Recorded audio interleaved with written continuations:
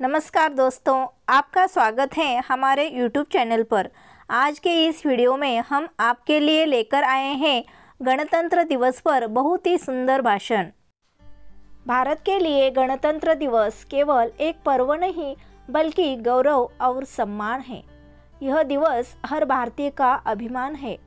अनगिनत लोगों की कुर्बानी के बाद भारत माँ को 15 अगस्त 1947 को आज़ादी मिली थी, लेकिन उसे स्वतंत्रता का आकार 26 जनवरी 1950 को मिला, क्योंकि इसी दिन हमारा संविधान लागू हुआ था। भारत का संविधान एक लिखित संविधान है।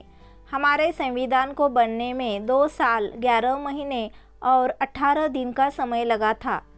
395 अनुच्छेदों और 8 अनुसूचियों के साथ भारतीय संविधान दुनिया में सबसे बड़ा लिखित संविधान है।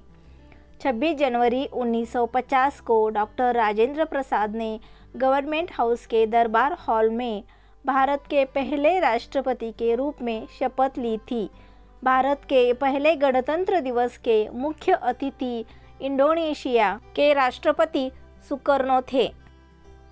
गणतंत्र का अर्थ है देश में रहने वाले लोगों की सर्वोच्च शक्ति और सही दिशा में देश के नेतृत्व के लिए राजनीतिक नेता के रूप में अपने प्रतिनिधि को चुनने के लिए केवल जनता के पास अधिकार है।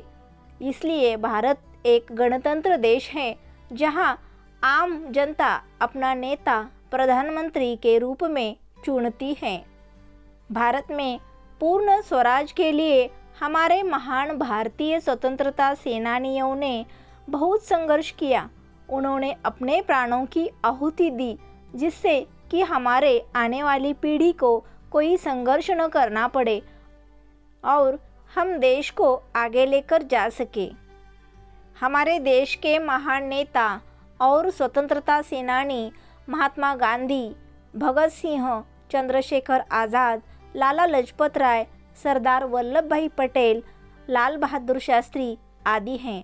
भारत को एक आज़ाद देश बनाने के लिए इन लोगों ने अंग्रेज़ों के खिलाफ लगातार लड़ाई लड़ी। अपने देश के लिए हम इनके समर्पण को कभी नहीं भूल सकते हैं। हमें ऐसे महान अवसरों पर इन्हें याद करते हुए सलामी देनी चाहिए।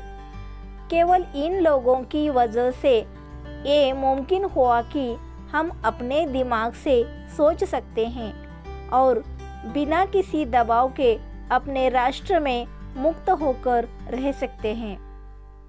डॉक्टर अब्दुल कलाम ने कहा है कि अगर एक देश भ्रष्टाचार मुक्त होता है तो सुंदर मस्तिष्क का एक राष्ट्र बनता है। उनका मानना था कि 3 प्रधान सदस्य हैं जो अंतर पैदा कर सकते हैं। वे हैं माता, पिता और एक गुरु। भारत के एक नागरिक के रूप में हमें इसके बारे में गंभीरता से सोचना चाहिए और अपने देश को आगे बढ़ाने के लिए सभी मुमकिन प्रयास करना चाहिए। हमें जिम्मेदारी लेनी चाहिए तथा सामाजिक मुद्दों जैसे गरीबी, बेरोजगारी, अशिक्षा, ग्लोबल वार्मिंग, असमानता आदि से अवगत रहना चाहिए और अपने स्तर पर योगदान देना चाहिए। गणतंत्र दिवस के मौके पर राजपथ पर तिरंगा फहराया जाता है, फिर राष्ट्रगान गाया जाता है और 21 तोपों की सलामी होती है। 1957 में सरकार ने बच्चों के लिए राष्ट्रीय बहादुरी पुरस्कार शुरू किया था। बहादुरी पुरस्कार 16 साल से कम उम्र के बच्चों को अलग अलग क्षेत्र में बहादुरी के लिए दिया जाता है। गणतंत्र दिवस के मौके पर अशोक चक्र और कीर्ति चक्र जैसे महत्वपूर्ण सम्मान दिए जाते हैं। इसके बाद हमारी सेना अपना शक्ति प्रदर्शन और परेड मार्च करती है। हमारे देश के महान स्वतंत्रता सेनानियों के द्वारा जो अपने मेहनत और संघर्ष की आहुति दी गई थी, उसके कारण ही भारत को पूर्ण स्वराज दिलाया गया और इसी दिन हम पूर्ण रूप से स्वाधीन हो गए थे।